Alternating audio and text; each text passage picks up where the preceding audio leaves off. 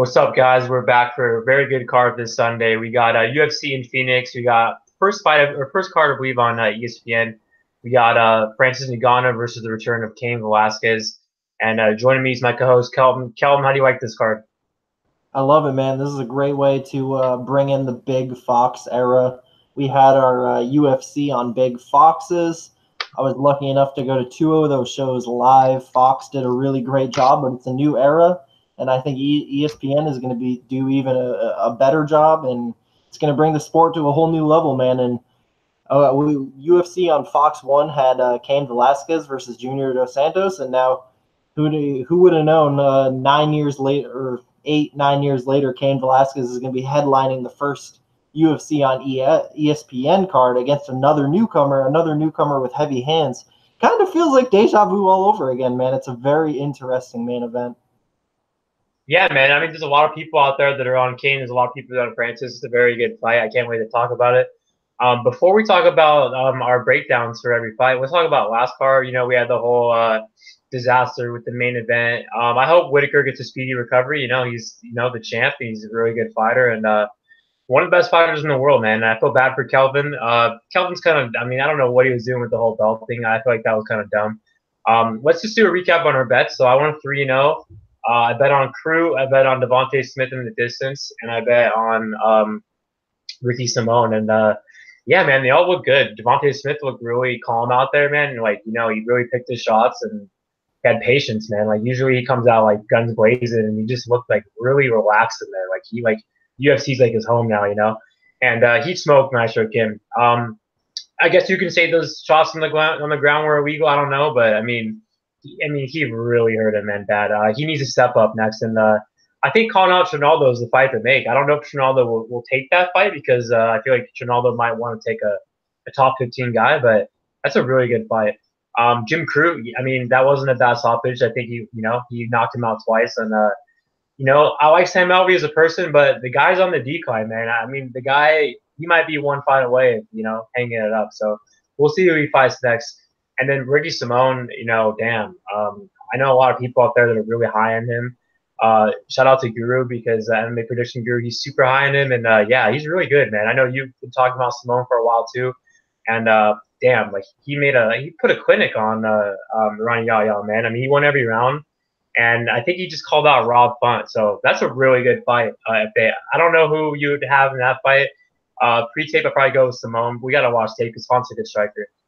But, yeah, so those are my three plays. The main event is a good fight. I mean, Anderson Silva looked really good.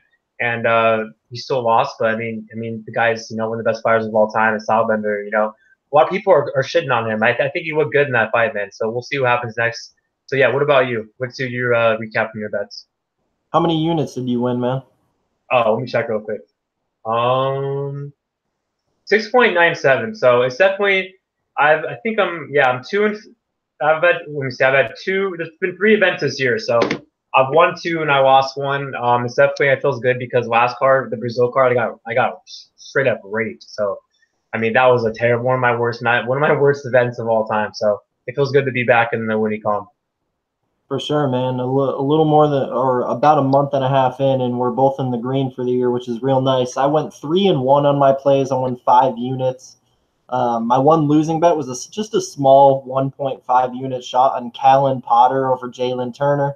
I kind of ate shit on that one, man. Jalen Turner went out there and just put the beat down on the old man. Couldn't really take it. Jalen's a specimen, bro. We'll see how far that athleticism and power will take him in the deep waters of the division, but low-level guys like Callan Potter, he's going to go out there and smoke a lot of guys if they give him this level of opponents. And I won a 2-unit play. I made this bet real late in the week. 2 units, actually fight day, 2 units on Ricky Simone at -110. He, like you said, man, he kind of put a clinic on Hanayaya. I got a little sketchy at some points. I was actually really impressed with both guys here. I thought Hanayaya, even in a loss, he put on like one of the best performances of his career striking-wise. I don't know if that's to say Ricky Simone has some defense to work on or if Hanayaya is just – well, I think they kind of nailed it on the broadcast. Hanayaya, he's so free-minded on the feet. He doesn't really have to worry about people taking him down because he's so good on the mat. So that just gives him all the confidence in the world on the feet. I think we saw that. I think Hanyaya is a very dangerous fight for a lot of people, and it definitely shows a lot, man. Ricky Simone, like, holy shit, the dude has 3 amazing wins in the UFC. Merab, Montel Jackson, and Hanyaya, like, that is like an extremely nice resume for Ricky Simone so far. So sky's the limit for him. My biggest play, I had 3.75 units on Montana De La Rosa. I got the early lines there, and that was just easy money, man. Nadia Kassem has no business in the UFC. She barely has any business in the Australian regional scene, if we're being honest. That girl has a lot to work on, and Montana De La Rosa is going out there finishing girls in this division. So, again, she's another one to look out for, man. And then I won a parlay, 3.4 units on Shane Young and Israel Adesanya, minus 170, won 2 units there. Shane Young, 30-27 in all 3 scorecards. Props to Arnett. He's so tough, but yeah, again, no business in the UFC, really. Shane Young, I'm not really sure how far he can go, but I like the guy. He's fun to watch for sure. Israel Adesanya, the main event. Like, Israel Adesanya didn't look like the minus 500 he was sitting at all damn week. Anderson Silva is definitely I don't think it would definitely be unfair to call Anderson Silva as shot as some of these other legends like BJ Penn and all that. Anderson Silva can still go out there and win a lot of fights at his age. So props to both those guys. I thought it was an awesome main event. Really good card altogether, man, and I'm ready to talk about this one. Yeah, man. So first fight of the night, man. We got Alexandra Albu versus Emily Whitmire, and I'm gonna let you go with this fight first. Yeah, man. Alexandra Albu is making her her appearance of once every 2 to 3 years, and that time has finally come around. She's fighting Emily Wittmeyer, 3-2 versus 3-0. But here's the thing, man. When Alexandra Albu actually does come out of hibernation every once 2 years or so, she always looks a little better, and she gets the win. She wins these fights. I've seen Wittmeyer get submitted by girls who probably don't have a business in the UFC. Her striking is just not really there. I know the jiu-jitsu is definitely not there. I think Albu is the way better athlete here. I think she's going to have a lot more force in her punches. I think she's going to be the stronger wrestler. I actually think there is a ton of value on Alexandra Albu at minus 150. Of course, it's a little sketchy betting these low-level women's fights. They're 3-0 versus 3-2. Albu's been out forever, but hey, man, it's all about the spot, and I think Albu has Wittmeyer beat pretty much everywhere here, other than like cardio. I think Albu slows down late in fights, but it's not like I really think Wittmeyer has the skills to really take advantage of a gassed Albu. I think third round submission or bust for Emily Wittmeyer maybe. So I really like Albu here, man, and I'm most likely going to be playing her later in the week. The line's getting better, so why better now? It's getting better, so let's wait and see what happens. I'd love like minus 120, minus 130, but yeah, Albu's my pick, man. I think she gets it done via a dominant 30-27 decision. Yeah, man, it's actually a pretty good girls fight. I've seen a lot of people shit on this fight, but I think it's pretty good. Pre-tape, I thought Whitmire was definitely, live for sure. But after watching tape, man, yeah, I got to go with Albu too. I think she's the more physical girl. She's definitely the stronger girl, the better athlete. I think she's faster. I think she has good striking, man. Very explosive kicks to the body. She has a good right hand. She's a brawler. Obviously, her gas tank is I'm not gonna say it. Yeah, it will. Yeah, it's an issue, man. I mean, we'll see how she faces with the better girls of the division because she got really tired against Kieran and she actually lost the third round versus Kyle and Kieran. She won the first 2, but yeah, she lost the third round against one of the worst girls to ever be at 115. So and Emily Whitmire, man, she's dropping. She I think she's 1-0 at 125. She beat Jamie Moyle. That was one of the most boring fights I've ever seen in my life. That fight was terrible. But yeah, she definitely won that fight. Moyle's just not that good. She's not UFC material. And Whitmire's big, man, for 115. I mean, they both are. Albu's like really stocky, but Whitmire's definitely, a big 115-pound girl. So we'll see what happens. I don't know if she's going to be able to take down Albu, though. I mean, Kieran took her down a couple times, but even Albu took down Kieran multiple times. Whitmire doesn't have the best takedown defense. I know Whitmire took down Jamie Moyle, but I mean, Jamie Moyle's not that good. So I think this fight's going to stay in the feet. I just think Albu's, better on the feet. I don't think she's going to finish Whitmire because Whitmire's pretty tough. Whitmire's been finished, man, 4 times including amateur. I mean, she's been sub 3 times. She's been knocked out once. So Albu could definitely get a submission here or a KO, but I'm going to go with Albu by a pretty dominant decision. So next fight, we got probably the worst fight in the card. We got Jessica Penne versus Jodie Esquibel. Honestly, man, I just don't really care about this fight that much. I just don't think it's not really a good fight. I think it's a huge pass on DraftKings. I think betting wise, I don't know, man. I mean, now like the line's closer. I feel like if I had to do like a bet in this fight, I definitely bet on Penne because I think she's going to win. I don't think Jodie is this UFC material. You could argue that Penne is not UFC material either, but she has the more experience. I think she has the better wins. And, yeah, she's on a 3-fight losing streak. She hasn't fought in a long time. But I think she has the better grappling. I think that, Jodie doesn't have the best takedown defense. And I don't know how you can be confident in Jodie after the way she looked last fight against Jessica Aguilar. So it's one of those fights, man. I think it's a close fight, but I'm going to have to go with the favorite, Jessica Penne. She's the bigger girl. Striking-wise, that's where it gets interesting. I think Jodie is the better striker. I think it's close, though. Chin-wise, I mean, Penne's tough, but I mean, JJ definitely took a couple years off. And Daniel Taylor even dropped her last fight. So it's an interesting fight, man. I just don't think Jodie has a good ground game, in my opinion. I think Jessica could definitely exploit that. So I'm going to go Jessica Penne by a 29-28 decision. What about you?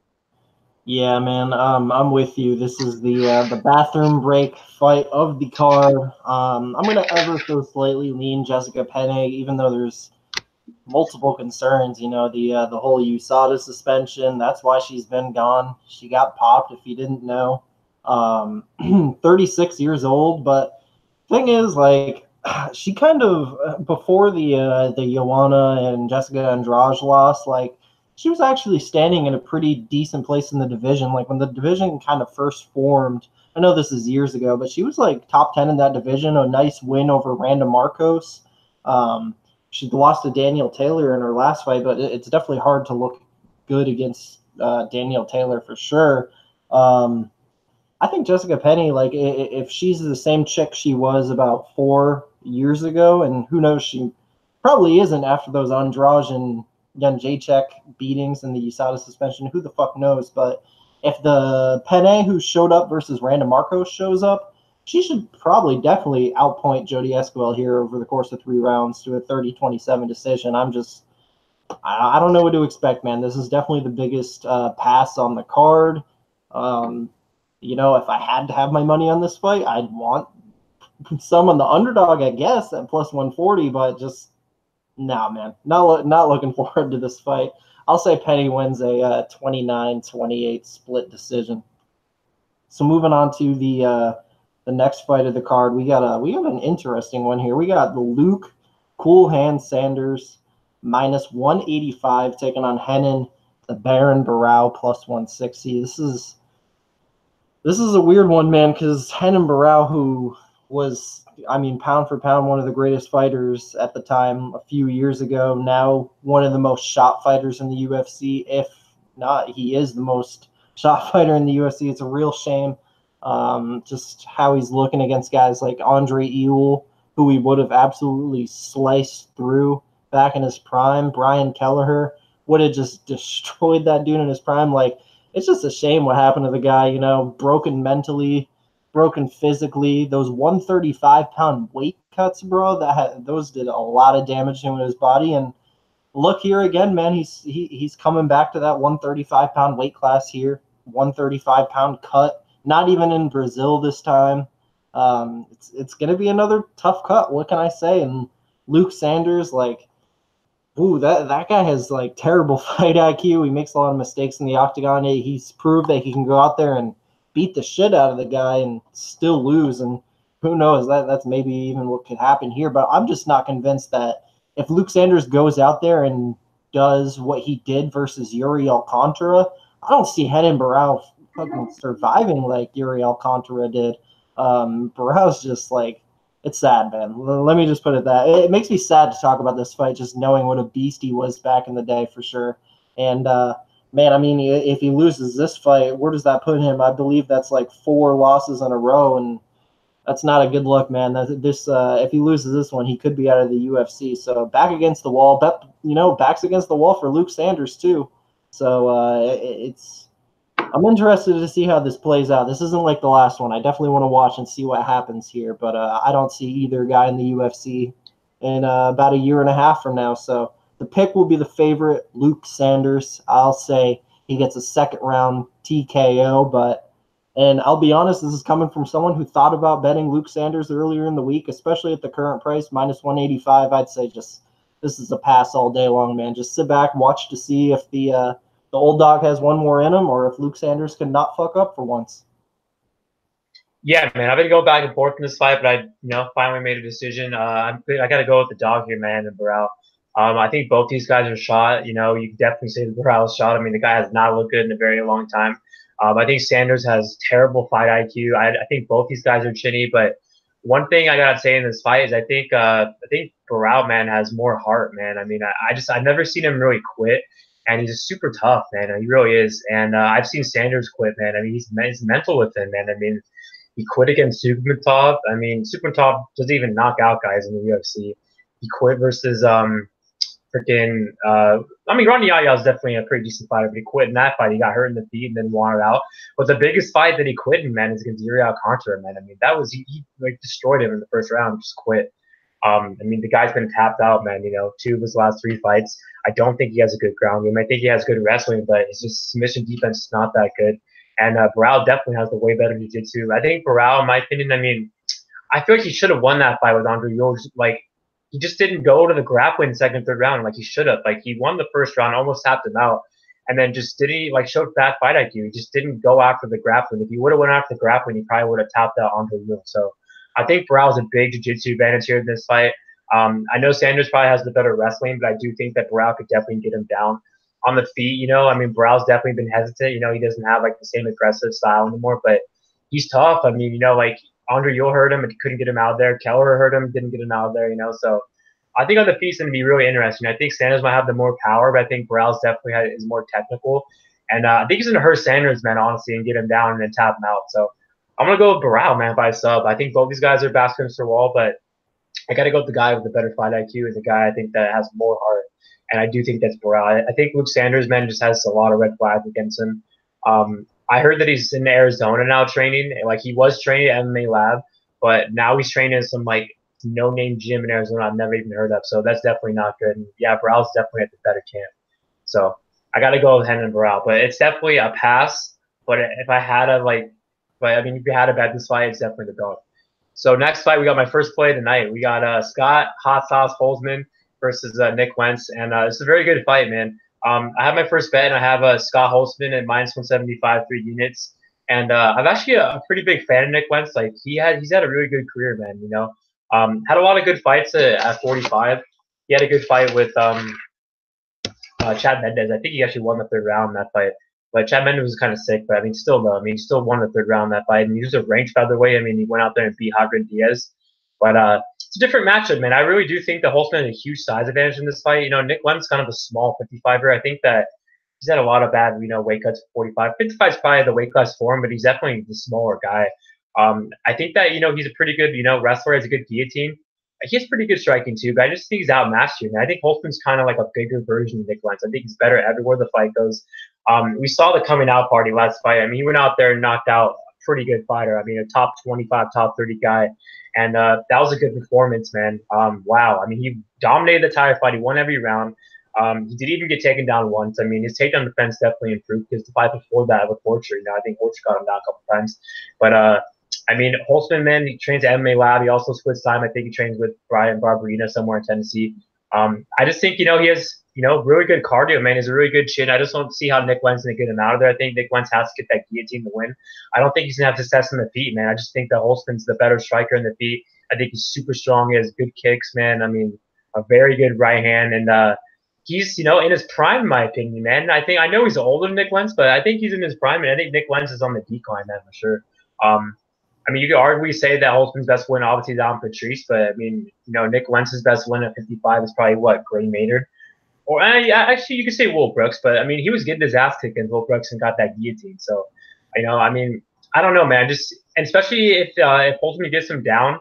I mean, he has to be worried if he gets him down because Nick Lentz is a very good guillotine, but his ground and pound, man, is really good. I mean, you saw what he did with those elbows against the tree. So I just think Holtzman's the better fighter, man. I think he's, the more like polished fighter. I think he's better everywhere than Nick Lentz, and I think he's like a bigger version of Nick Lentz. So I'm gonna go with Scott Holtzman. I think he's gonna get a finish, man. I think Nick Lentz at the end of his career.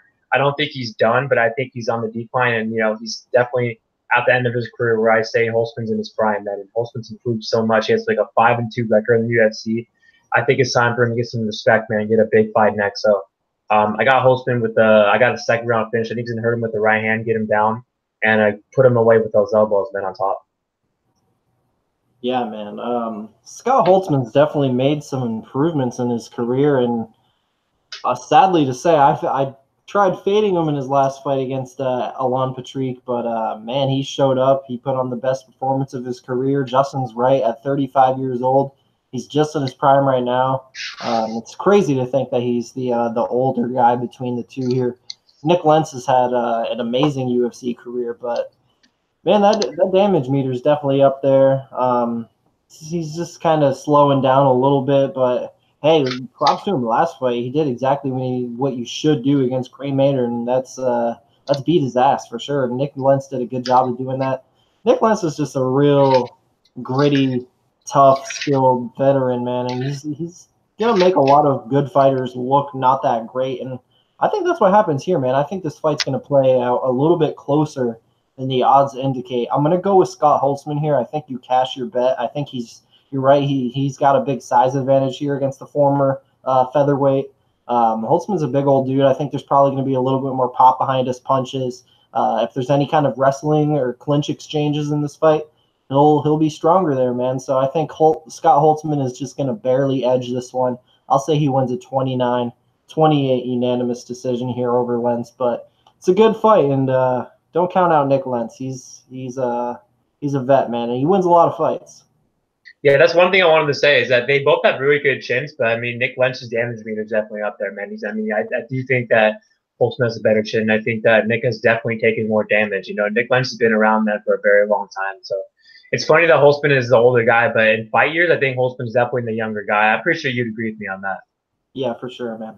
So next fight of the night, this is the third of the 4 women's fights on this card that we're going to be talking about. We got Andrea KGB Lee -170 taking on Ashley Evans Smith +150.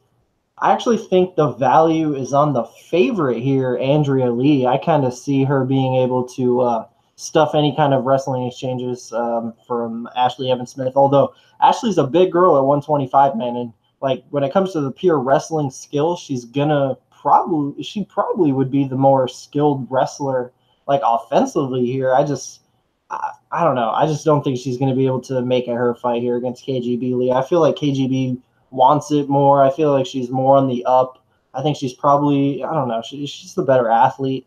I kind of think she comes in here and just makes Ashley look bad on the feet. Like, we've seen some terrible things from Ashley Evans on the feet, like that Marion Renault fight. I believe Marion dropped her in that fight. Like, just ugly stuff, man. I think KGB, she's the one that's making improvements. Ashley Evans Smith has kind of plateaued since she's gotten to the UFC. We really haven't seen anything new other than a weight class change. I think KGB gets this one done via outpointing her on the feet for the most part, and defending the takedown. So yeah, I'll say 29-28 decision for Andrea Lee. Yeah, I'm a fan, man, of KGB, man. I like her, man. I think she's a good fighter. I think she's definitely improved a lot, man, since Invicta. I thought she looked really good last fight against, Veronica Macedo. She has pretty good striking, Macedo, and KGB, man, took some big shots, man. She has a good chin, and she got her down. She has good grappling, man. She actually has good striking too. I think she's better wherever the fight goes here, man. Ashley Evans Smith, man. Fighting at 125, man, I think it's just a really bad wake up for her, man. I mean, she went out there and fought Beck Rawlings, but I mean, that Beck Rawlings, one of the worst fighters to ever be at 125. And I heard that's a really tough wake up for Ashley Evans Smith. So, I mean, I won't be surprised if she misses weight here. But KGB is a huge 125er, man. I mean, she's solid, man. So I think she's going to get her down and pound her out, man. I mean, Ashley Evans Smith, man, I mean, that you brought up that fight with Renault. I mean, that she did not win that fight. That was a big robbery, dude. But Renault definitely won that fight. I thought that was one of the biggest robberies of all time, to be honest. Actually, Evan Smith got tapped out against Moraes, pretty easy cheesecake. I think KGB could either tap her out because she has really good submissions, KGB. But I also think she can pound her out. So I think KGB's gonna kind of toy with her and then do what she wants to her.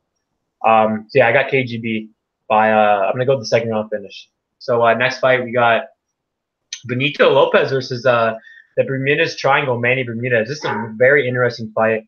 Definitely one of my favorite fights of the night, man. It's a good fight. Benito Lopez is a pretty good fighter, man. I feel like, he looked good against Steven Peterson on the Contender Series, He did show some holes. I mean, the guy's a brawler, man. He definitely gets hit a lot. He's taking some damage. Steven Peterson took him down and, kind of just controlled him on the ground the second round. Yeah, Steven Peterson is a featherweight. I think he fights at all the weight classes, so he's definitely a bigger guy. Benito's a pretty big, bantamweight, though. Trains the team Alpha Male. I believe he trained also with Fluffy and Aspen Ladd and all them over at Golds, too. But on the feet, man, he's definitely going to have the striking advantage here because, Bermudez is the best striker. Obviously, his striking's improved. Like, you saw the right hand he hit last fight against Davey Cran. That was, 50-second fight. I mean, I think Bermudez, man, I know he's a purple belt, but he's still, man, his ground game's nasty, dude. And he's relentless, man. I mean, he had a better win versus Albu Morales, I feel like, than Benito did. I mean, Benito had a close fight, man, with him. I mean, both got dropped. I mean, yeah, Bermudez got dropped against Morales too, but he finished Morales, man, within the second round. I mean, the Benito fight with Morales was like a close back and forth fight. I think it was a split, honestly, but I do think Benito won that fight, but he's a tough guy, man. He has a good chin, but he gets hit a lot. He gets a lot of brawls, man. And I think May's going to get him down, man. And if he gets him down, man, I think it's good night Irene, man, because I think that his ground game is legit, dude. I mean, he's going to get him down, man, I feel like. And he's not going to get back up, I don't think, Benito. So I got to go with the finisher here, man. I got to go with for the Bermudez Triangle, man. This kid's grappling's legit. And there will be a time to fade him, I think down the line. But right now, man, I'm going to be riding that train, dude. So I got the Bermudez Triangle with the second round. I'm going to go with the Triangle, man. I'm going to go with the Triangle. What about you? Man, I'm going to preface by saying this is probably one of my favorite fights to target for DraftKings this week. Fight doesn't go to decision. Currently sitting at minus 280. Manny Bermudez as the favorite here. The price is a little steep. It's even a little steeper than the betting odds. It's about, 9,100, 9,200. But thing is, the guy averages over 100 points per performance. So if he wins this fight, he's probably going to get the submission. He's probably going to still pay off that high salary tag. Benito Lopez, on the other hand, at 7,100. If he wins this fight, it's probably going to be a knockout. And at 7,100 and possibly a 100-point plus ceiling. I mean, this is just, I'd say about 85-90% of my lineups this week are going to have either Manny Bermudez or Benito Lopez in it. Now, for who I think wins, I'm going to slightly go with Manny Bermudez here. But the thing is, as long as this fight is on the feet, man, I think Benito is going to have the huge edge there, man. I think he's the cleaner striker. He has a lot more tools on the feet. He's so fun to watch. He's dynamic. He's got all kinds of tools. And Manny, I feel like he's still got a little bit to work on the feet. But then on the other side, I feel like Benito definitely has some to work on the mat for sure. There's just some things I see from him that I don't like very much. Just he's still a little green there, and I don't like the way he gave his back to Albert Morales a couple times in that fight. Still, man, I think the sky's the limit for a guy like Benito Lopez, but this is definitely a losable fight for him. Manny Bermudez, although he hasn't been fighting some of the best guys in the world, that 13-0 record with most of this being finished, that's nothing to shy away, man. Manny Bermudez wins fights. He's got excellent jiu-jitsu. If he gets this fight down to the mat, no doubt in the world he's going to have the advantage there. I just think Benito, the takedown defense, it's slowly getting better, man. So there's definitely a good shot he can stuff any kind of takedowns here, keep it on the feet, make it his fight, and knock the guy out. So I do think it should be lined a lot closer, but I'll go with Manny Bermudez via, I'll say, a late first round rear naked choke. So moving on to the next fight, man, we got Jimmy Altera Rivera, minus 145, taking on Aljamain Sterling, plus 125. This is probably the fight of the card that has had some of the most line movement on it. Jamie Rivera opened a minus 265 favorite. The line has moved on Aljamain quite a bit. The line on Rivera dropped a whole $1.20, 265 to minus 145. So that's crazy. I mean, I don't want to say that's crazy. Aljamain Sterling is another guy that's made a lot of improvements. I can definitely see taking a shot on him at what was he, like plus 220 or something if Jimmy was minus 265. But shit, man, like stylistically, I like this fight a lot for Jimmy. Like, you look at the holes in Jimmy's game, if anything, man, like the dude has elite takedown defense. His flaws are his defense and his chin, if anything, and that's just something I don't really see Aljamain Sterling be able to take advantage of on the feet. I think on the feet, this is Jimmy Rivera all day long. I think he has the way better hands. I think he has more power in his punches. I feel like he's going to be able to pressure Aljo and really make Aljo move around in that cage to avoid the power. I think on the feet, this is Jimmy Rivera all day. But Aljo is one hell of a specimen on that mat, man. I mean, we've seen the guy pull off submissions we've never seen before. We've seen him put two grown men in a full Nelson on that UFC octagon mat. Like, Aljamain Sterling is one of the best grapplers in the division. Like especially if you're talking like non-Brazilian BJJ guys, like Aljo's up there with the best. Like, he's serious, man. Stylistically, Jimmy Rivera, he's a fucking winner, man. He's like 24-2, like 23-1 in his last 24 fights. Like, ridiculous, man. Like, the guy wins fights, and I think this is a good one for him. Especially like I think there might be a little bit of recency bias in Aljamain Sterling just because he had that really good fight against Cody Stamann. But I mean, you look where they stood in the division. Like a couple, if you look at the past few years. There was one point recently where Aljamain Sterling lost 3 fights out of 5, and Jimmy Rivera was close to a title shot. I mean, his only loss in the UFC is to the, in my opinion, current champ, and Marlon Moraes. I like Jimmy Rivera here. I'm going to say he keeps it on the feet and wins a 30-27 decision. But if he knocks Aljo out, I can't say I'd be that surprised, man. Who you got here? Yeah, man, I got Jimmy Rivera as well, man. I think he's the better striker. The only thing is, I do think that he has the, very good takedown defense. I don't know if Aljo gets him down, but the only thing is, Aljo kind of has that Elias striking where he throws out a lot of volume and he throws out a lot of kicks. So it could, like be a very close decision, like maybe a split. But I think Jimmy's more technical. I think he has more power.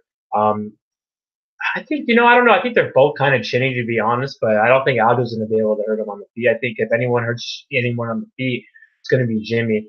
Jimmy could even take down Aljo, to be honest, man. But I don't know if Aljo's going to get him down. If he does, I think Jimmy could get back up. But we haven't really seen Jimmy face like a wrestler, man, like Aljo, and we haven't really seen Aljo fight a guy like Jimmy. So it's a very interesting fight because they both got knocked out against Magic, and Jimmy Rivera didn't look the best, I feel like, against Dodson. I know he won the fight, but he didn't look the best. But Aljo looked really good against Stamann, but this is a different matchup, man. So I got to go with Jimmy. I think he has more ways to win this fight. I think he's the better striker, and if he just stuffs me, which I think he will. I think he's gonna win the fight. So I don't think he's gonna finish Aljo. Aljo's pretty tough. I got Jimmy by a 29-28 decision.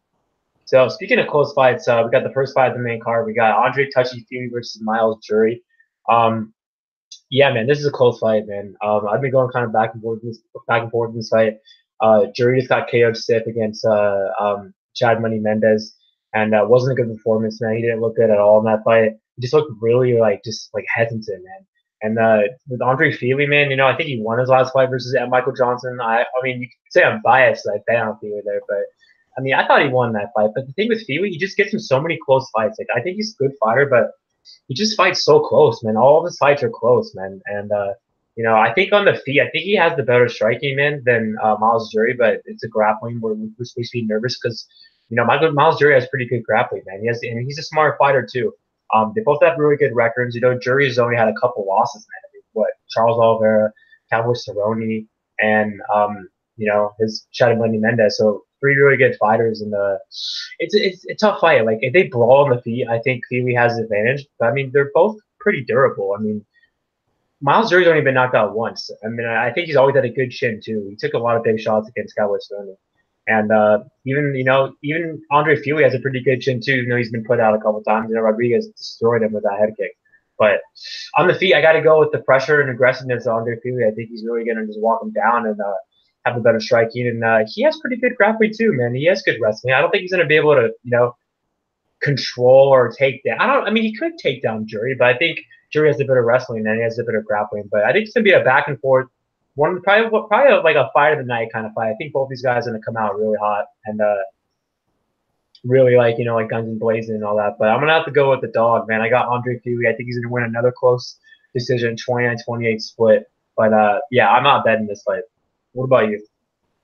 I disagree, man. I actually liked Andre Fili a lot pre-tape, just because it was just because of a thing like I saw a wide line, and I'm like, oh, that line should not be so wide. So my brain tends to like go towards that underdog, like, oh man, Andre Fili's definitely got this. But then once you go and watch the film, I honestly think Miles Jury is probably a little bit better everywhere here, man. Miles Jury is he's a skilled dude, and really, I mean, looking at his record, 17-3, very impressive.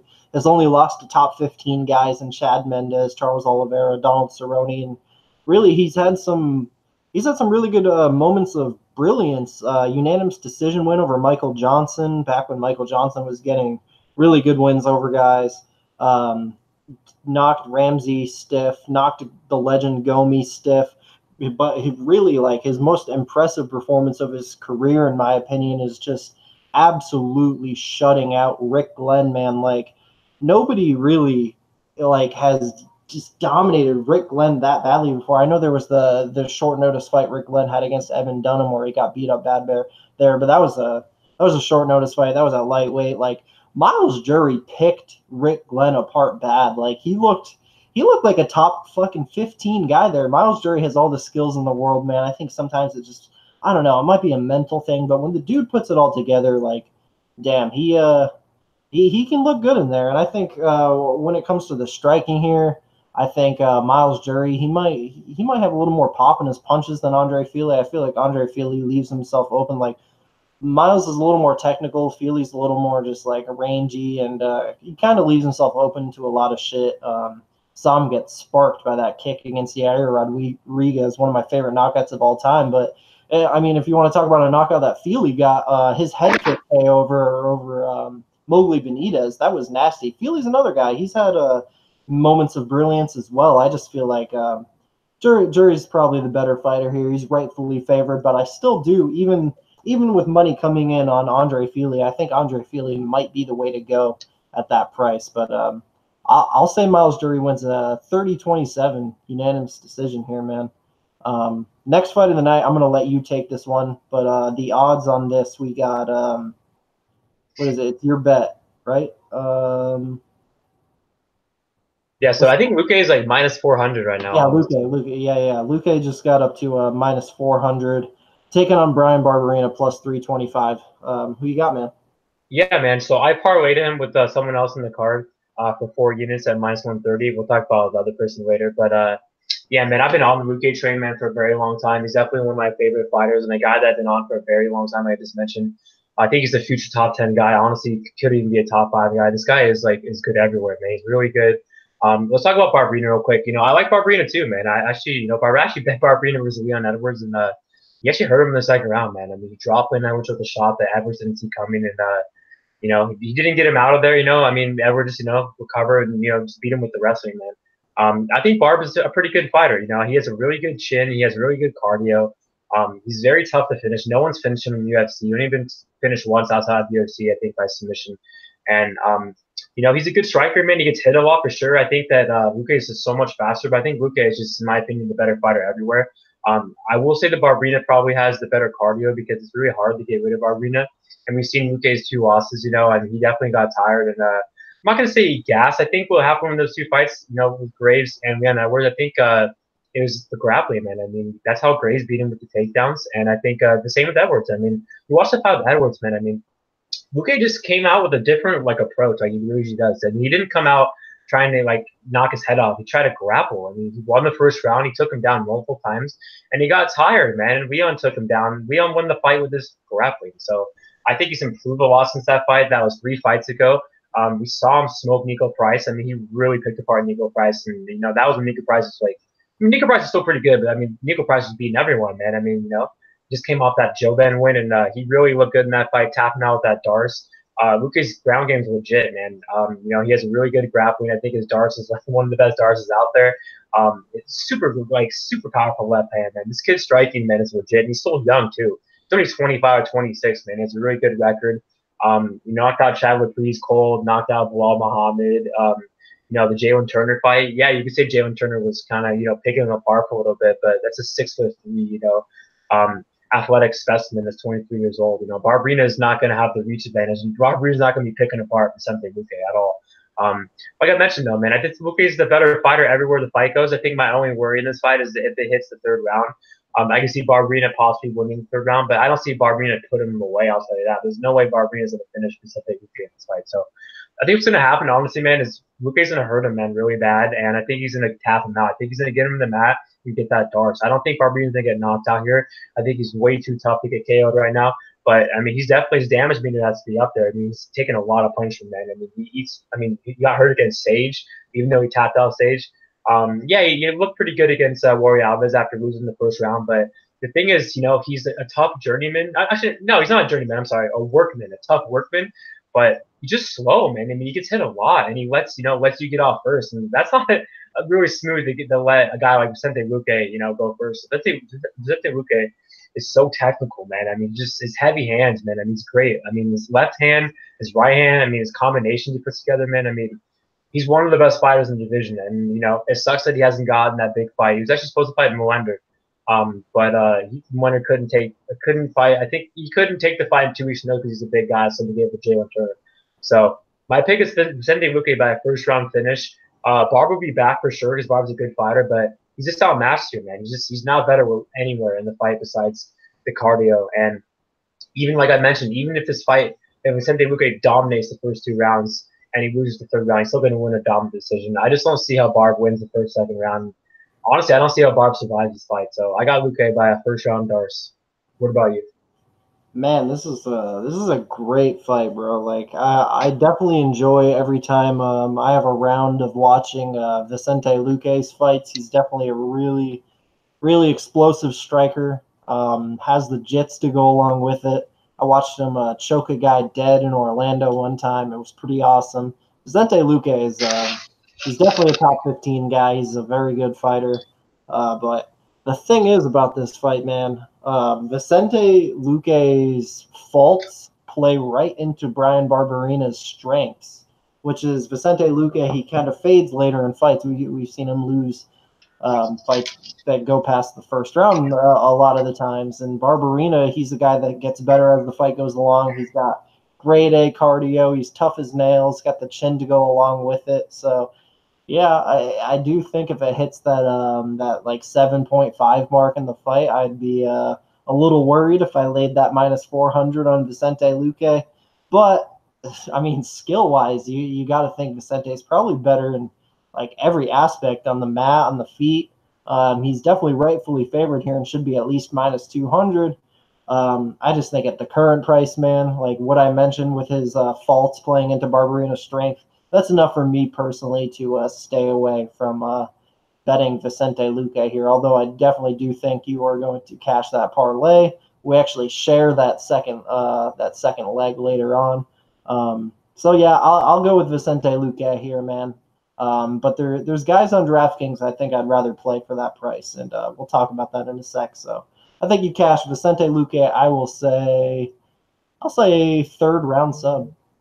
One thing I want to mention too, if Luque wants to play it safe, I feel like he might just go after the grappling immediately because we've seen in Barberena's losses, man, against Colby and Leon Edwards. He lost because he got taken down, And Luque has pretty good grappling, man. I mean, his jiu-jitsu is legit. That Darce is nasty, but he has more stuff than a Darce. So he wants to play it safe. I mean, he took down Leon Edwards too multiple times, so he definitely could go out there and take Barb down and tap him out like immediately. But I think he's going to go out there and hurt him on the feet and tap him out because, I mean, the thing is, if he doesn't want to be safe, Luque could go out there and do what he always does and strike with Barberena. But that's the thing. Like, if he, blows his wad and he doesn't get Barberena out of there, then Barberena in the third round could definitely, win the third round because he has, good cardio, Barberena. So it's tough to finish the guy, Barberena. But then again, like I mentioned earlier, he gets hit so much, man. So I don't know.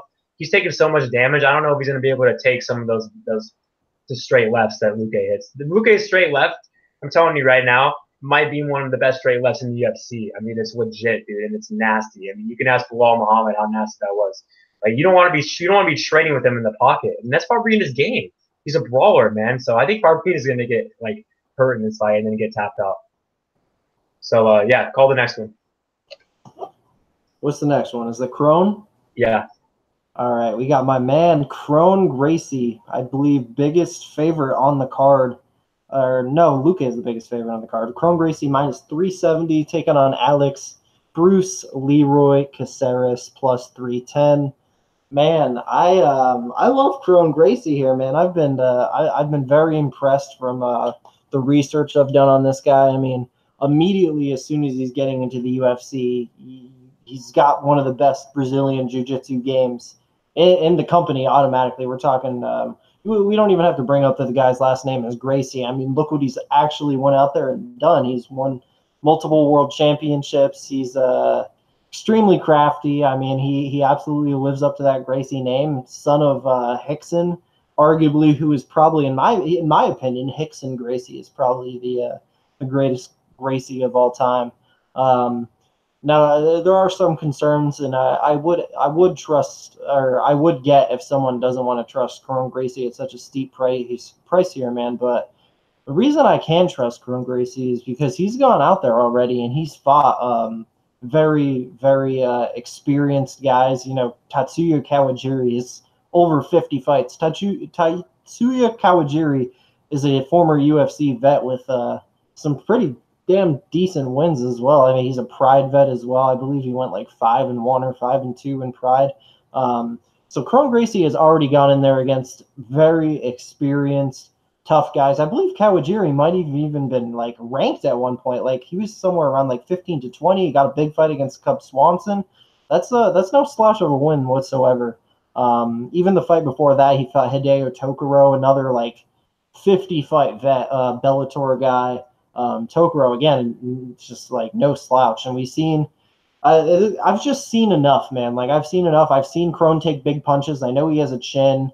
I've seen improvements on his striking. Like I'm going to say it right here. He definitely doesn't have UFC level striking, but when I compare what I've seen in his like first fight or two compared to the most recent fight, dude's improving. You can tell this dude is absolutely putting in work. He wants this. I think he's definitely ready for the big show. And then on the other side, you got Alex Caceres, who, I mean, shit, man. I mean, he's definitely a journeyman at this point. I believe like 9-9 or 9-10 in the UFC. Just loses a lot, man. And if you look at the way he loses most of the time, it's to time. And now he's fighting the very best one of his career here in Crone. And you know, if this fight hits the mat once, like it's done, man. Like Caceres has to stuff takedowns, and he has to like get this guy out of there quick because, dude, I mean, if it goes any length amount of time, all Crone has to do get into that clinch, drag him down to the ground, and it's a wrap, dude. Like, I don't know. I just don't know. I'm not convinced Caceres wants it very much these days. Doesn't seem to have the same fire in him. I think he's on his way out of the UFC. If Alex Caceres didn't have that very exciting style that he does, he would have been cut a long time ago. And if you want to bring up some of the fights he had against very good guys that were close, like the Yair Rodriguez fight, dude, I have no idea on earth how somebody scored that fight for Alex Caceres. I had it a clear 49-46 unanimous for Yair Rodriguez. Even the Wang Guan fight, I thought Wang Guan clearly won a 29-28 decision. I don't know. I'm just not understanding the arguments for Bruce Leroy here. I mean, we haven't seen the takedown defense. We haven't seen the improvements on the takedown defense. You know, his way to win obviously is to stuff and knock the guy out. Hasn't really shown a whole lot of power. I'm just not convinced that Leroy is going to be able to like take advantage of this guy as much as he can while the fight is where he wants it to be. So I'm going to say Crone Gracie goes in there, maybe takes a hard punch or two in the first 30 seconds, but as soon as he gets into that clinch, drags the guy down. It's going to be a sub 2 or 3 minute submission victory. So Kron Gracie, first round rear naked choke. I have him in a 2.6 unit parlay. Yeah, man, this is a very interesting fight. This is actually a fight for me that I've been going back and forth on, man. I know that Kron Gracie is a huge favorite, but I've been going back and forth in it. I changed my pick to Kron Gracie, though. I do think that Bruce is live, though, I mean, because he has way more experience. Kron's never even fought in UFC. His striking is non-existent. Leroy has really good striking. It's a striker versus grappler matchup, but the thing is, one reason why I switched my pick is because this dude's been tapped out 6 times. So if he gets taken down, he's in trouble. So a lot of people are talking about Jason Knight, all that. Jason Knight was, in his prime, man, when Jason Knight beat Bruce Leroy. Jason Knight got his life changed against Ricardo Lamas. That's 100%. And Kron Gracie, man, yeah, he had a good win against Caceres, who I do think that Leroy could beat for sure. Leroy's inconsistent. That's the thing. Like, he shows up, sometimes he doesn't. So he's been finished a lot. That Francisco Rivera fight was really eye-opening. I don't know how he knocked him out 20 seconds. But Gracie's not going to knock him out. That's just out there right now. If Gracie went out there and dropped him, I'd be pretty surprised. You'd be really happy because if he drops him, the fight's pretty much over because he's going to tap him out. But Leroy struggles, man, with grapplers, man. He doesn't have the best takedown defense and 6 losses by submission. So that's just a huge red flag right there against a guy like Gracie, who's legit on the mat. So he's also going to have Nate Diaz in his corner. So I mean, that's definitely obviously going to help, I guess. But yeah, I know we always fight at home, but I got to go with Kron Gracie by submission. But I do think that Leroy is live and he keeps it on the feet. So next fight, we got the other leg of my parlay. We got Courtney Casey versus Cynthia Calvillo. And I parlayed Luque with Calvillo at -130. I just think it's a bad matchup for Courtney Casey. I think Calvillo is, a really good fighter. I think that she could definitely contend, man, pretty soon for the belt. Honestly, like, I wanted her to fight Tatiana Suarez because I feel like that's the fight to make, really. Like, I think if she wins this fight, they should make that fight. Or, I mean, I wanted Calvillo to fight Waterson, but that didn't happen because she's fighting KK. But yeah, Calvillo, man, I mean, her ground game is nasty. She has good takedowns, too. We saw in her last fight with Patel. I mean, she catches the kick, man, really good, and that's how she gets you down. And Courtney Casey does not have good takedown defense. I mean, yeah, she's good off her back. She has, good jiu-jitsu and all that, but she likes to play that game off her back, and that's not good against a girl like Calvillo, who's really dominant on the mat. So I think Calvillo could win a 30-27. I think she could dominate this fight in the ground, just keep her on the mat, take her down immediately. But I just think what's going to happen is that she's going to take her down immediately and just get her out of there. So Casey's been submitted before too. Casey's a scrapper. She likes to brawl. On the feet, I mean, she gets hit a lot. You could say that she has the better striking than Calvillo, but Calvillo's striking's improved a lot. I mean, she hurt Patel on the feet. I think her striking's came a long way. She, striking was pretty good against Sparza too. Yeah, man, I just think that she's has a huge advantage here on the mat, and I think she has the better wrestling too. I don't know why Courtney Casey would want to take down Calvillo, because even Calvillo off her back, like, let's say there's some scrambles and Calvillo winds up on her back, Courtney Casey's still in trouble because Calvillo's a monster off her back as well. So, but I mean, on top, Calvillo's just really good control, and the way that she choked out Patel, that was just nasty. That was nasty, that back take, man. So, but she's done that every fight. Like, she did it against Pearl Gonzalez, she did it against ABC. So, her ground game's legit, man. She needs a fight. I feel like a Tatiana Suarez or like a Nina Ansaroff or someone like that, like a top girl in the division, because this girl's legit and this girl's gonna put away Courtney Casey. Courtney Casey's fighting at home, so I mean there could be like a controversial split, but I just don't see how this fight is close in my opinion. I just think it's gonna be domination by Calvillo. So I'm gonna go with Courtney Casey getting tapped out in the first round by I'm going to go with the rear naked choke. I got Calvillo for the first round submission. What about you? Yeah, man, good fight.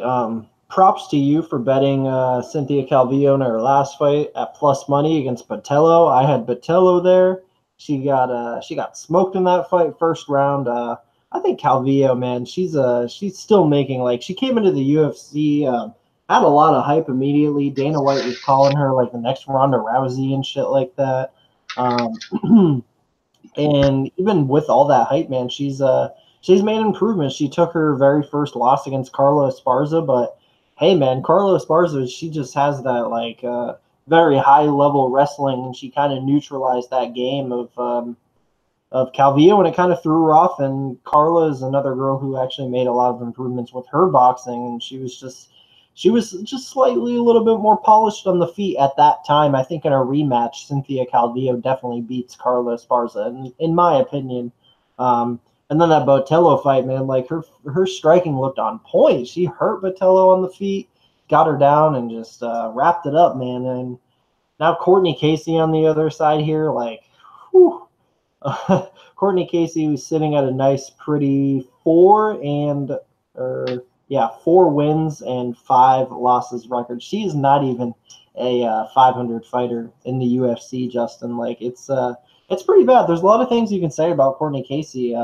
Not the best fight IQ, not the best chin, not the best a lot of things, man. She definitely leaves a lot to be desired. She's very exciting though, and she kind of has that. Firstly, she's a very good grappler. She's brown belt, very good jiu-jitsu. She subbed Randa Marcos. Now I'll talk about that fight in a sec, but yeah, good grappler. And then on the feet, she's pretty big. She hits decently hard and kind of awkward there. She kind of stumped Angela Hill on the feet a little bit, but then again, Angela Hill didn't really have any kind of grappling or wrestling to offer.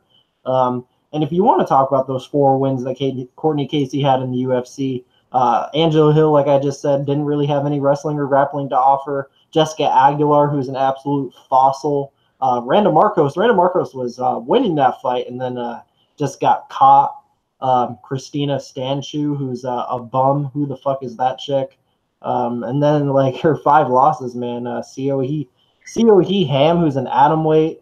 That debut against Calderwood, that was a great fight though. If you've never seen Courtney Casey versus Joanne Calderwood, go watch that fight. That's a really good one.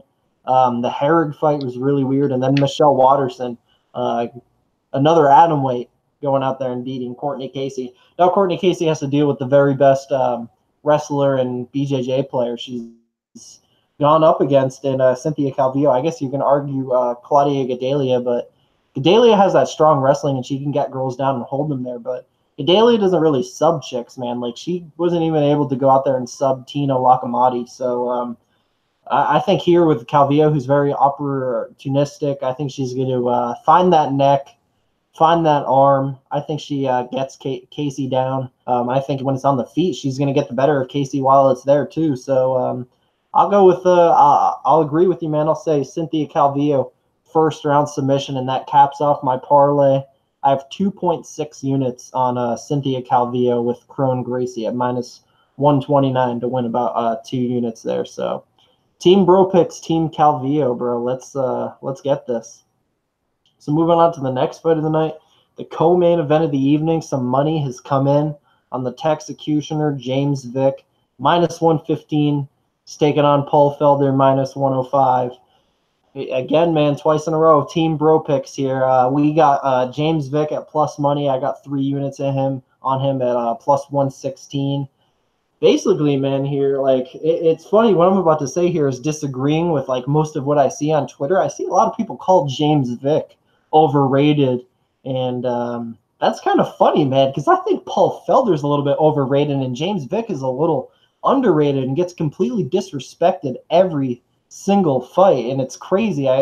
We keep cashing these plus money plays, plus money versus Abel Trujillo, plus money versus Joe Duffy, dominant win over Francisco Trinaldo. This guy is a absolute winner. Both guys 11 UFC fights. Vick is 9-2. Felder is 7-4, and you know Felder's beat some real fucking cans too, like Alex Ricci.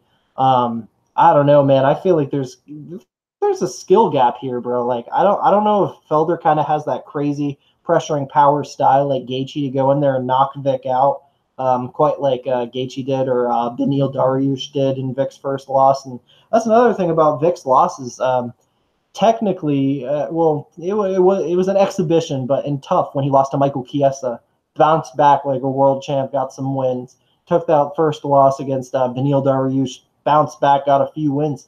I have every reason to believe in the world he's going to bounce back here.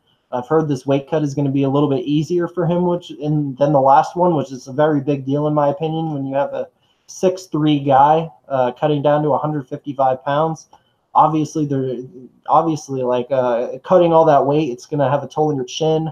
Not only that, tall men having tall men defense, that's going to be a concern as well. But I just don't think Paul Felder is that kind of top 15 guy like Dariush was at the time or Justin Gaethje is right now. I see James Vick going out there and checking Paul Felder's leg kicks, keeping him at range, jabbing him up, and outpointing him to a 30-27 decision, man. And even if it hits the mat at some point, which it might, I think James Vick actually has the better jiu-jitsu of the two as well. Like, I think he's the stronger guy. He's got those really long limbs.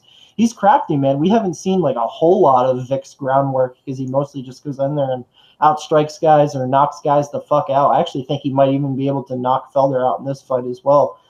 Even when I bet James Vick against Joseph Duffy, I thought he was about to win a decision there, but he knocked out Joseph Duffy. And, dude, I can't wait for Joseph Duffy to come back. That dude is no slouch of a fighter as well. So I like Vick here a lot, man. That dog money was very surprising to me, and I think the public is very right to have shifted the line here. And I think James Vick is actually probably going to close around the minus 140 or minus 150 mark. So we got a good line, brother. I think Vick does this for us. I'll say 30-27 decision, but I'll take a finish all day long. Yeah, man, I don't get the disrespect out there on Vick. Like, everyone says he's terrible and he's chinny and all this, and he's just not good. He's never beat a top 15 guy. If you say, okay, first off, you say he's never beat a top 15 guy. Like, do you even like watch the UFC? You know that Ronaldo's a top 15 guy right now, and he dominated that fight. He took the third round off, but he still won the fight, and he still dropped Ronaldo as well. So he had the worst weight cut of his life last fight. We saw that. He wins his fight. He doesn't get caught. You know, he's been knocked out twice in the UFC, both against, you know, Justin Gaethje's a top 5, top 6 guy right now. And also against Benny, who, you know, was in his prime. And in Benny's prime, Benny beat some really good guys, man. So Benny's still a good fighter, too. And the Justin Gaethje fight, man, Vick was winning and just, you know, got backed up against the fence and got caught. He just don't do that here. You know, just don't do that in your fights, because that's what happened. Vick got backed up and got knocked out, man. Gaethje just went forward and, you know, connecting on a haymaker, man. Felder's not even really like a one-punch kind of guy, you know. So, like, Felder's fights against Stevie Ray, you know, he hurt him with elbows and, you know, put him away with elbows. Same with Charles Oliveira. So when does Felder ever go out there and, you know, knock a guy out like with his right hand or left hand? So I think Benny and Gaethje definitely have the better striking Paul Felder. You know, Felder, you know, I think is outmatched here, man, on the feet. I think that, like you mentioned, Vick's definitely more technical, and, you know, Vick could pick him apart. I think that's what's going to happen, you know. Vick has a very good jab. He's going to jab him up. He's a 6'3" guy at lightweight. That's why we don't see him. We haven't seen him in a 170 yet, because he has a huge advantage, man, on the feet against a lot of guys. And the guys are like, 9-2 in UFC.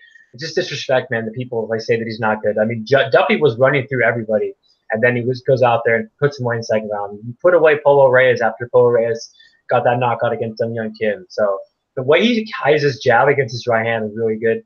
And, you know, Felder just he's coming off, you know, a pretty long layoff. He broke his arm broke his hand against Mike Perry. He didn't even really look good in that fight, man. I mean, he just took a lot of punishment in that fight. And, yeah, you could say that he's more durable than James Vick. I mean, James Vick's going to win this fight. He doesn't get caught, but I don't think Vick's, like, super chinny. Like, he's a little chinny. He has that tall man's defense for sure. But he can take a shot, too. I mean, we've seen him take some shots in these fights, man. So I just don't want to sit here and say people like, oh, Vick's terrible, man. He's, like, chinny. Like, guy's really good. He's a top 15 guy right now. And, he's 9-2 in UFC, man. So I think, honestly, what's going to happen here is he's going to pick Felder apart. And Felder bleeds really easily, man. So you could definitely see another doctor stoppage here, man. I mean, you saw the Ronaldo fight. Ronaldo beat his ass, and, you know, they called the fight out because of all the blood in his face. I mean, look at the fight with Mike Perry. There's so much blood in that fight. His ground game's improved for sure. Like, I was impressed with him surviving the Charles Oliveira, you know, on the ground. But even Mike Perry took him down twice. I mean, Cruikshank took him down multiple times. That was a long time ago, but I mean, you can still take Paul Felder down. I think Vick has the better wrestling and the better grappling. Those long limbs. He has some really good chokes. He tapped out Jake Matthews, tapped out Abel Trujillo. So I think Vick's going to get a finish here, man, make a statement, man. So I think he's going to hurt him on the feet, man. I really do, man. I can see a doctor salvage for Felder. I mean, for James Vick, but I can also see him put him away, man, because the way he hides that right hand against his jab is really good, man. He hits like a truck, man. His boxing is legit. He has better hands than Paul Felder for sure. So he has better striking than Paul Felder. I mean, Paul Felder, like, he's definitely improved for sure, but I mean, the guy still, like, when he gets hit and he gets hurt, he gets mad. He just comes, like, his face changes. He comes forward, has his hands down, and he's gonna get hit a lot in this fight, man. Get picked apart. So I got James Vick for the finish. I think he's gonna put him out there, man. I think the second round TKO for James Vick. And I just after this fight, after James Vick like makes this fight like look pretty dominant, like I just want to like stop like with the like disrespect with James Vick because he's a good fighter. Like he might not never be a champ, but he's gonna be a top 10 guy, man, for a long time. So next fight, we got the main event. We got Francis Ngannou versus Cain Velasquez. You might be surprised in my pick, who I'm going to pick here, but I'm going to go with the dog, man. I'm not betting Francis Ngannou, but I do think he's going to win this fight. I'm not like like super confident. I'm going to have him on DraftKings for sure. This fight's going to go two ways in my opinion. He's going to put him out, I think, in the first, second round, or Velasquez is going to just take him down at will and win a decision. I don't think Cain Velasquez is going to get him out of there. We saw Stipe go out there and take him down, and the first round was pretty rough for Stipe. The Stipe still won the fight. It was grappling, but is this the same Cain? Like, I don't think it is. The guy hasn't fought in 3 years. He didn't even look that good against Travis Brown, and Travis Brown is a bum in my opinion. I know you agree with that too. Obviously, he has a good grappling game, but I mean, this guy hasn't fought in a long time. I mean, he fought Travis Brown, then he lost his belt against Verdun. He didn't really look that good in that fight either. So, honestly, I think Velasquez might try to strike with Francis Ngannou in this fight, and he does have pretty good striking for sure. But if he tries to strike with Ngannou, he's going to sleep, in my opinion, for sure. Look at the 5 Blades. I mean, he's on a 2-fight losing streak. I mean, the Derek Lewis fight, let's not even talk about that. We talked about the Stipe fight, and he stuffed Blades' takedowns and put him away. And I've seen some people disrespect Curtis Blades. Curtis Blades is a beast. He's one of the best fighters in the division. The guy put him away both times. So, I mean, the first fight was dog stoppers, but you saw the last fight. I mean, that was scary, man. I think Francis Ngannou is back, man. I think he got his confidence back, and I just think he's more active, and I think his striking's better. And if he stuffs this fight, he's gonna put him out. And I think he's gonna stuff, man. And if Velasquez try to strike with him, he's gonna get knocked out. So I got Francis Ngannou with the first round KO, and I really think Ngannou is gonna be fighting for the belt, man, pretty soon. I don't know what they're gonna do. Like, what is DC gonna what's gonna happen at heavyweight? Like, I don't know. So, but mark my words, I think Ngannou will be the champ, man, in like 1 or 2 years. So I got Ngannou by KO. What about you? Yeah, man. Of course, this probably goes without saying. This usually is the case for the main event. Actually, maybe not the last one with the Sun Tzu and Marais, but definitely for this main event, this is a fight to target for DK 100%. Has the biggest fight, doesn't go to decision odds. I think it sits somewhere around like -700, -800, which is interesting, really interesting to think about, actually, when you think about Francis's fight versus a very similar guy to Cain and Stipe Miocic. That fight went to decision, so it's actually really interesting to think maybe this fight goes to decision too. We'll see, but I don't think it probably won't. I doubt lightning strikes twice with these heavyweights, and I think a lot of people, they're bringing up the concern about the ring rust with Cain, but if there was any weight class where rust wasn't really a factor, it would be heavyweight. And B, we've kind of seen Cain Velasquez come off a long layoff before when he came back against Travis Brown and looked just fine there. Obviously, Travis Brown at the time, that's kind of when he started to really be a bum around that time. So I mean, this is definitely a much tougher fight than that. But real interesting thing, that knockout that Francis just got against Curtis Blades, same exact shot that Junior Dos Santos knocked Cain Velasquez out with in their first fight that I was talking about, UFC Fox 1, that right behind the ear shot, man. Who knows, man? I think you might be onto something with that Francis underdog pick. I think he definitely has a chance here, but I don't know, man. I don't know. Cain brings that crazy pressure. I mean, you can make a lot of comparisons with him and Stipe, but honestly, man, like, I think prime Cain, like, that was a serious dude back in the day. I think I might have prime Cain over prime Stipe, but if they were to fight now, I'd probably have Stipe over Cain. But I don't know, man. This is a good one for sure. I think the odds are probably about right, with Francis being the value side, if anything. But that's a good one. I'd like to see, because in that Stipe fight, Stipe had to go through some hell in that first round. That first round between Stipe and Francis, that was like one of the best rounds of the year. Obviously, the rest of the fight kind of sucked a little bit, but can Cain Velasquez survive what Stipe Miocic survived in that first round that him and Francis had? I don't know, man. I'm not completely convinced. If there's any guy you want to fight, don't want to fight after a long layoff, it'd be a guy like Francis. So that alone is enough to get me to not want to bet Cain Velasquez here. Now, if it hits like the minus 130 range, we might be having some talks there. But at current price, man, it's going to be a pass for me. If anything, bet that KO prop on Francis Ngannou. But yeah, man, I'll say Cain wins. I guess I'll say a third round TKO. But don't count out Francis. Yeah, so we'll do a recap on our place. Yeah, so I got 4 units on James Vick at plus 110. I have 4 units on Luque and Calvillo at minus 130, and I have 3 units on Holtzman at minus 175. What are your plays? And you're gonna have a couple more bets, right? Maybe. Yeah, are you done for the card? Yeah, I'm done. Okay, yeah. I have 2.6 units on the parlay of Gracie and Calvillo at minus 129. And then I have 3 units on James Vick at underdog odds plus 116. So I mean, really 5.6 units right now. 2 plays that I am eyeing like hard. Jimmy Rivera and Alexandra Albu. Of course, follow me on Twitter at MMA Kelton. I'll probably tweet out whatever I decide I want to, or if I even want to bet both or either of them. So yeah, follow us on Twitter, and let's keep this green side going, man. Team Bro Picks with Calvillo and Vick. Let's go. Yeah, man. So we'll be back next week with UFC Prey on Saturday. It's a very good card. We'll be talking about that, man, next week, and then we have the 235 after that. So yeah, let us know in the comments below, everyone. Who you guys got in the main event? Who you guys got in every fight? And I hope everyone catches. And we'll be back. Later, guys.